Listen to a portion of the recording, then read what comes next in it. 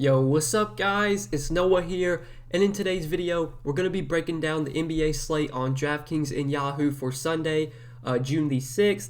We got a little two-game slate for Sunday. I've been away these last few days. We haven't had any two-game slates these last few days. It's just been one game. I think Friday and Saturday we just had one game on both those days, so there was no two-game slate. It was only Showdown. I normally don't cover the Showdown slates, but I think starting next week, I'm definitely going to have to start putting out videos for Showdown slates just because we're getting to the point in the season where that's really all we're going to have. We do have two games today, obviously. We do have, I believe, two games on Monday, but I think like Tuesday, Wednesday, and Thursday of next week are just going to be one game on those days. So I'm going to start making Showdown videos just because it's going to get to the point where really that's all we have left, especially when the Eastern Conference Finals or when the Conference Finals gets here, when the Finals gets here. It's just going to be Showdown from there on out, and I'm not going to just quit making NBA content. So starting next week, I'll definitely be making videos for the Showdown slates. I do prefer the two gamers, but I'll still be covering Showdown. I'll still be playing Showdown. But yeah, guys, we got a little two gamer to talk about for Sunday. We're going to go game by game, hit on these two games, just give you guys my early thoughts on the slate, what does stand out to me looking at this slate on Saturday night. So before we get started with the breakdown, as always, guys, I would appreciate it if you would click that like button down below. If you are new to the channel here, be sure to click that subscribe button as well, and also hit the notification bell so that way you do get notified every time I upload. You also do get notified every time I live stream. Now I probably won't be live today. It's an early log. It's a two-game slate. I don't think I'm going to be live today, but starting next week, I'll definitely be back with live streams. We'll be back to somewhat of a normal schedule next week. We got a two-gamer on Monday. We got a two-gamer, or I think we had two games Monday, and then Showdown or one game Tuesday through Thursday. But I'll definitely be live, especially for sure Monday. I'll be live. Probably go live, the rest of the week as well. So live streams will start back up next week. But yeah, guys, let's go ahead and take a look at these two games. We'll start off with the first one, Atlanta and Philly. So on the Atlanta side here, looking at the Hawks, this is a team I don't have too much interest in today. Especially I would say for a two-game slate, normally you're gonna play some of these guys. Like if you're playing multiple lineups, you're gonna have some Hawks in your lineup. If I'm playing one lineup today, though, I don't know if I'm going to get a ton of exposure to Atlanta. Like, I don't know if they're going to be a team I have a ton of exposure to overall. Trae Young, you have at the top for 9,200. I don't mind Trae Young here. It's not the greatest matchup against the Sixers. He's probably going to see a lot of Ben Simmons, who's a really good defender. He's been one of the best defenders in the league. The Sixers overall have a really good defense.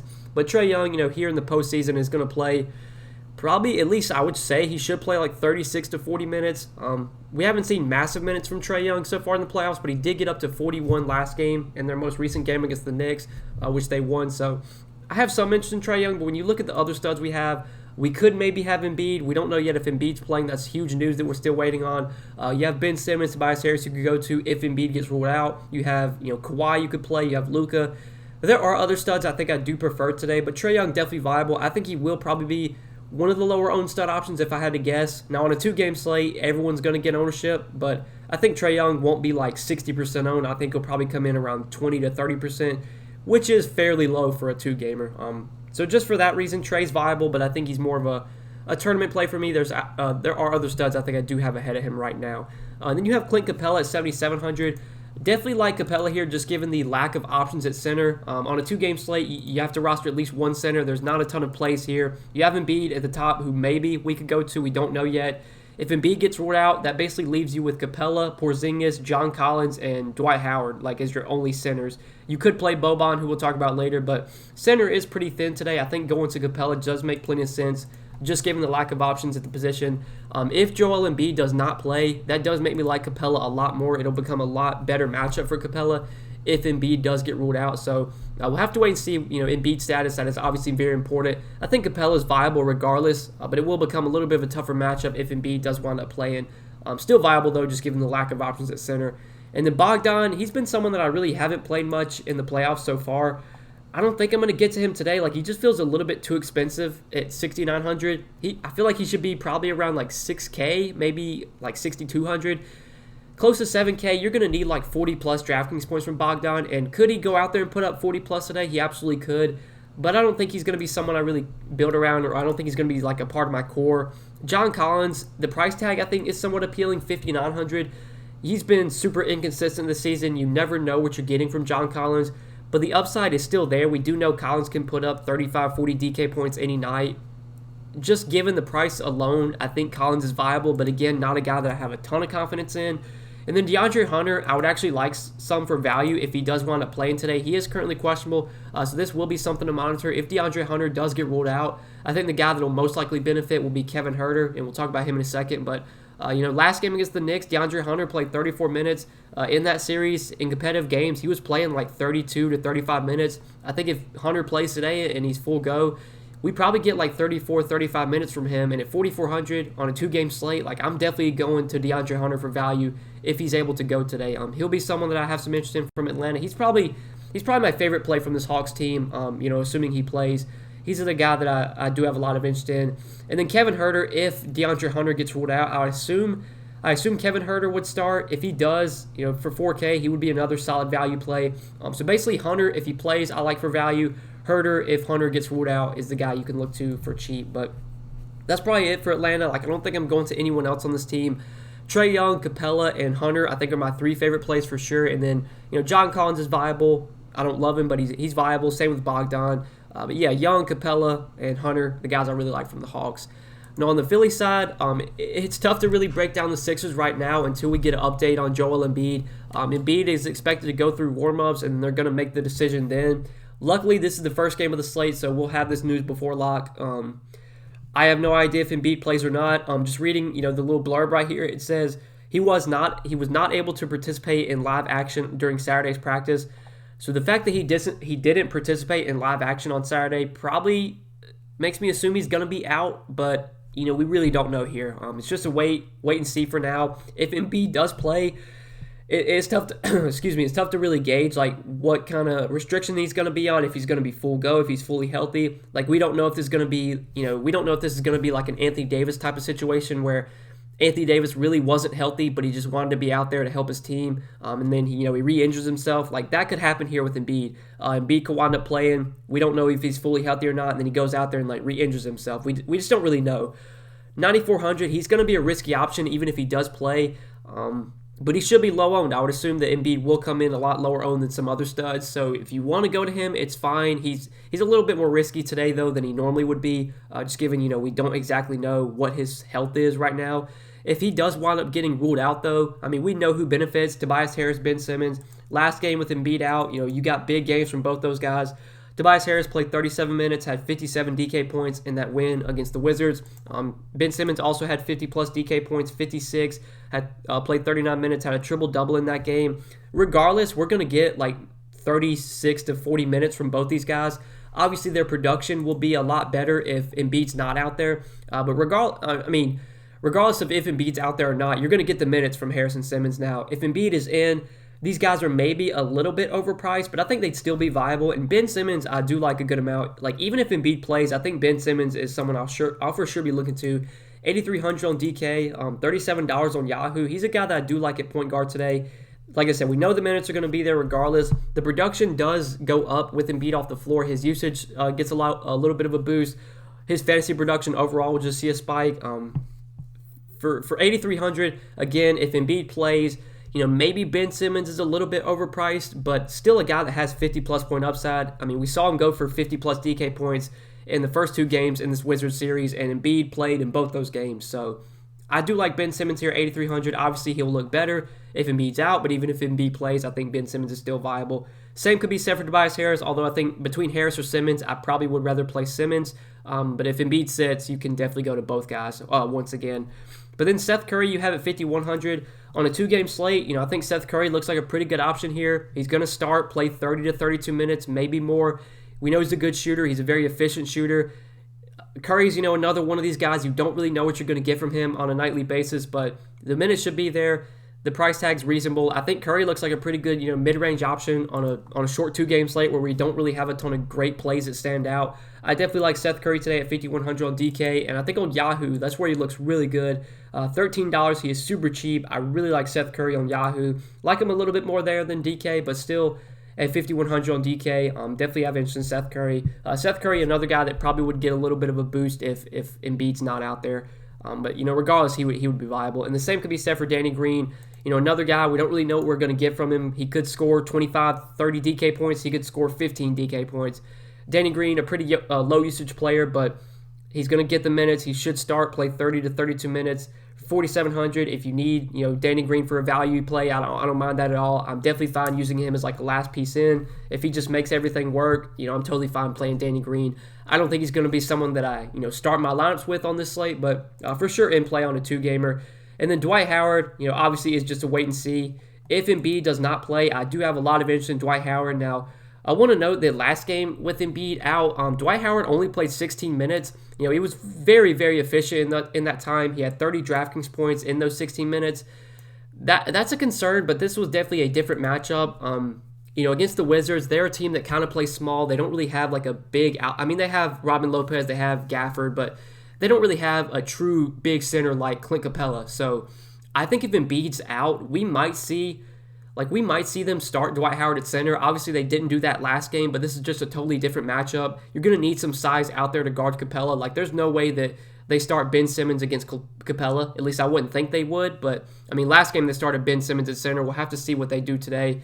If Embiid gets ruled out and Dwight Howard starts, he's one of my favorite value plays on the slate. If Embiid gets ruled out and Dwight Howard does not start, then he becomes a little bit more risky, but would still be viable just because I feel like he's probably going to play more than 16 minutes just in this matchup. They're going to need size against Capella.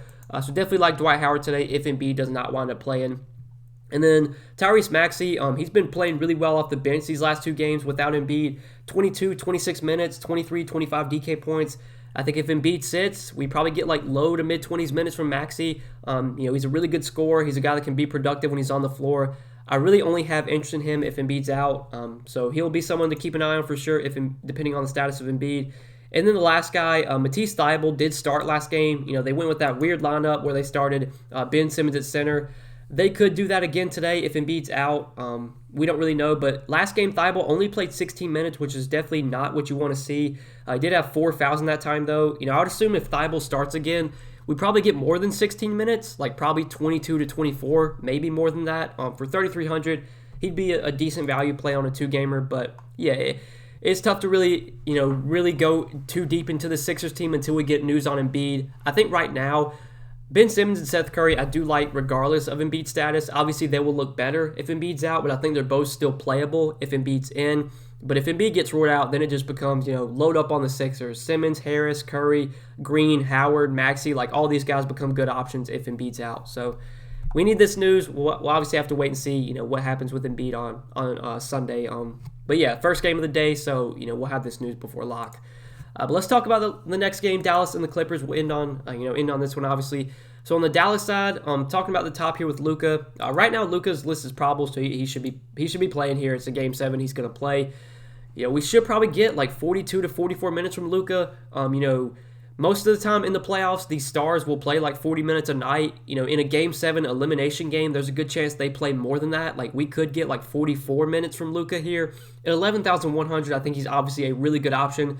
It's just, roster construction-wise, is it going to be easy to fit him in? We'll have to wait and see. Like, if Embiid gets ruled out, that is definitely going to give us some value. It'll probably be easier to pay up for Luka if Embiid's out. But if Embiid plays, like, we're not going to have a ton of standout value on this slate. There really aren't a ton of great punt options that you feel good about. So I think I prefer, a guy like Kawhi Leonard for cheaper, who we'll talk about. I like Ben Simmons a good amount. Obviously, Ben Simmons and Tobias Harris will both look great if Embiid's out. Luka's a good option. It's just playing one lineup today. I haven't built lineups yet, obviously. We'll have to see. I mean, I don't think I'm going to jam in Luka on the slate just in my one lineup, but it all depends on, what kind of value we get, if we do get some value from Philly if Embiid gets ruled out. But clearly, Luka is a good option on a 2-game slate. I don't really need to tell you that. But the rest of these Mavs are tough to trust right now. I mean, Kristaps Porzingis has just been so bad in this series. He scored less than 36 DK, or he's only scored over 30 DK points once out of their 6 games against the Clippers. I mean, the price has come way down to 6,700, but it's just tough to roster Porzingis right now. He just doesn't look like he's involved in the offense. I mean, he's not taking a ton of shots. He's not really rebounding. I can't go there. I mean, could Porzingis have a good game today and be a guy you have to have? Like, he could go for 45 DK points, and I wouldn't be surprised, but I don't think I can go to Porzingis even on this 2-gamer. Just until we see something from him, it's tough to trust Porzingis right now. Tim Hardaway, super scoring dependent guy at 6,400. He feels priced about right, if not a little bit too expensive for my liking. You're going to need like close to 40 DraftKings points from Tim Hardaway at this price tag. Could he go out there and have a good shooting game and put up 40 DK points? He absolutely could, but I'm willing to bet that Tim Hardaway just has like 30 DK points and just winds up being like an okay play at his price tag. Not a guy that you really have to have. I think value-wise, there is some decent value from Dallas. You do have Dorian Finney-Smith at 5K. Never enjoy playing Dorian Finney-Smith. Like, he's not a very productive player when he's on the floor, but he's going to play a ton of minutes. He's played at least 37 minutes in every game so far in the series. We probably get 38 to 40 minutes from Dorian Finney-Smith today. At 5K, he could go out there and give you 25, 30 DK points in the 40 minutes that he plays. So, at 5K, I do have some interest in DFS as a, kind of mid-range forward option. Maxson Kleber is currently probable he's expected to play. I don't really have any interest in him. Ever since they moved him to the bench, his minutes have really started to trend down, so he's tough to trust at this point. The last guy, though, that I will mention is Boban. 3,700. They went with Boban in the starting lineup 3 straight games, and he's played at least 15 minutes in all 3 of those games. He played 15 minutes, then 20 minutes, and then last game he got 17 minutes. The production obviously is not massive, like only 19, 17, 24 DK points, but I think if you do want to try and pay up for a guy like Luka on the slate, going to someone like Boban could definitely make that a lot easier to do. We don't really have any good value below 4K, at least not right now. That could change maybe if Embiid sits. We could get like Maxey as a value. We could get maybe Thibault as a value.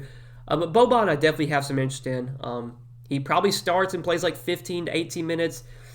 I think how he's playing is definitely going to depend on, or his playing time is going to depend on how he's playing. Like if he's going out there and he's getting a bunch of, if he's scoring close to the rim, if he's getting, a bunch of baskets around the rim, they'll probably play him like 20 minutes. But if he goes out there and he's, picking up fouls, if he's getting cooked by, these guards, if they're just picking on him on the, defensive end, then he's probably going to get pulled. Like it's a super risky play. Anytime Boban starts, you never really know how many minutes he's going to play. My best guess is like we get, at least 15 minutes, maybe more from Boban. At 3,700, even in 15 minutes, Boban's productive enough. He can give you, 22 DK points. So at 3,700, he is someone that I for sure do have interest in as a punt value today. He's someone I do like if you're looking for a guy below 4K. But there's probably nothing else I'm really looking to from Dallas. None of these bench guys are good values in my opinion. You're really just throwing darts with like Brunson and Richardson and Willie Cauley-Stein. So yeah, that does it for the for the Mavs. Definitely my favorite plays here are Luka and Boban. Luka, Boban, and then DFS I have some interest in, but clearly Luka and Boban are my 2 favorite plays from the Mavs. Let's go ahead and talk about the Clippers side though. We'll hit on the Clippers for you in the video. So at the top you got Kawhi Leonard for 9,900. I think right now Kawhi is my favorite stud on the slate. He is the guy that I do want to try and pay up for the most. The price tag's starting to come up on Kawhi, but still honestly feels a little bit too cheap. I do like him a lot on Yahoo as well at $45. Again, clearly one of my favorite studs on the slate, or clearly a top stud on the slate. My opinion, obviously I like him as well, but he's going to play massive minutes here. It's a closeout game. It's game 7. We should get 42 to 43 minutes from Kawhi, maybe more. Like maybe he plays like 44 minutes. He had a really good shooting game last game. Had a massive game, 45 points, had 61 DK points. I don't know if we can expect 61 DK points again from Kawhi, but I think 50 plus is very likely. He's been super consistent in the playoffs. So far in the series, he scored at least 55 DK points in 5 of their 6 games. He had that one bad game in game 5. Since then, though, he's, like I said, 55 plus DK points in every game except one for Kawhi in the series. I like Kawhi a lot today. It's hard not to on a 2-game slate.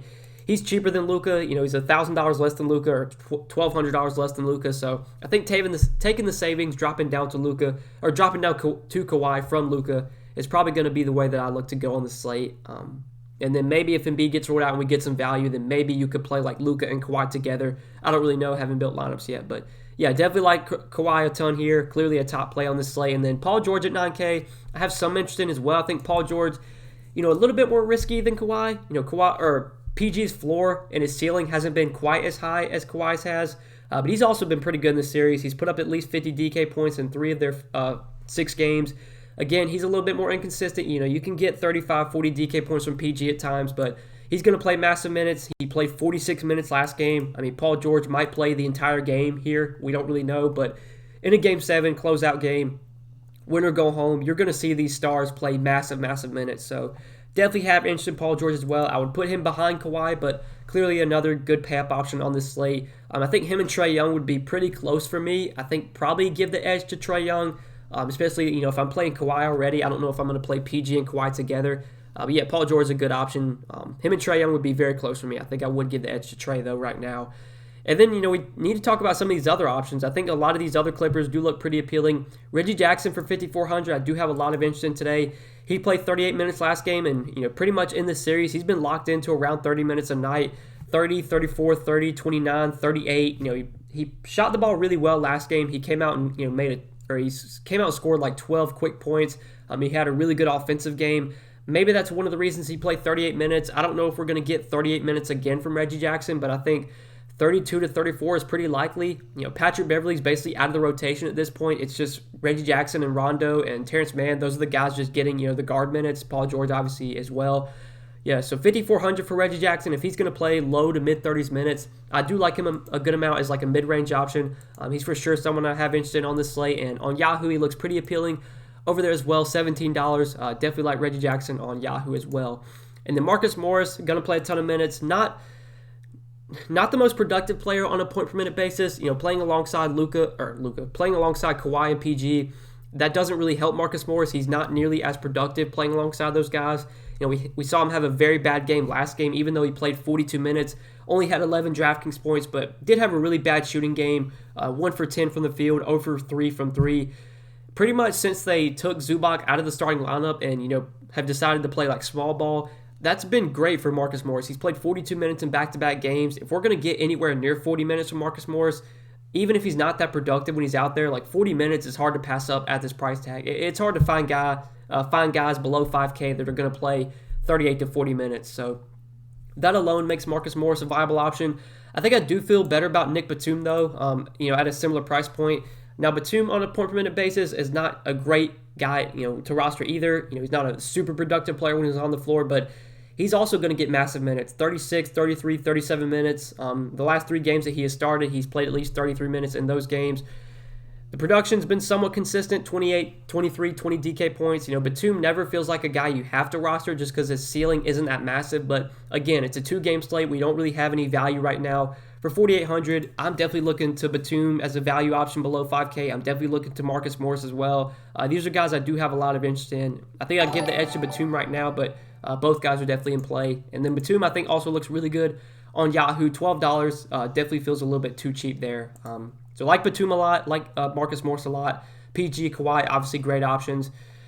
And that's probably it for the Clippers. Like Rondo, his minutes have kind of trended down lately. Only played 10 last game, 21 the game before that. Rondo's more of a risky option just because we don't exactly know how many minutes he plays. I don't think I'd be playing like Rondo and Reggie Jackson in the same lineup. I think those guys kind of negatively correlate. It's unlikely that you get massive minutes from, you're not going to get 25 minutes from Rondo and 35 minutes from Reggie Jackson. Like, that just seems unlikely.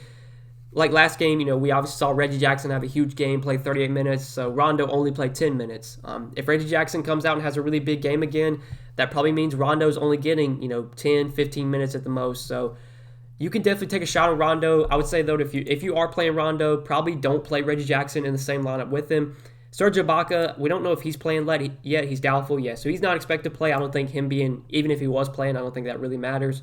And then ZUBAC, since he's gone back to the bench, his minutes have started to trend down a little bit. He did play 20 that one game and 18 the game before that, but last game only played 5 minutes. So, we don't really know how many minutes ZUBAC is going to play. I thought last game he would have played like 15 to 20 minutes, but clearly they're fine giving big minutes to Marcus Morris, giving big minutes to Nick Batum. I don't think they're going to play ZUBAC a ton here, especially in a closeout game. A lot of these guys are going to get massive minutes, like a lot of the normal starters, PG, Kawhi, Morris, Batum. They're going to play big minutes, which, if they're all playing big minutes, that doesn't mean ZUBAC's going to get a ton of time on the floor. So he's a risky option, but if he does get 20 minutes, he very likely will pay off this $3,600 salary.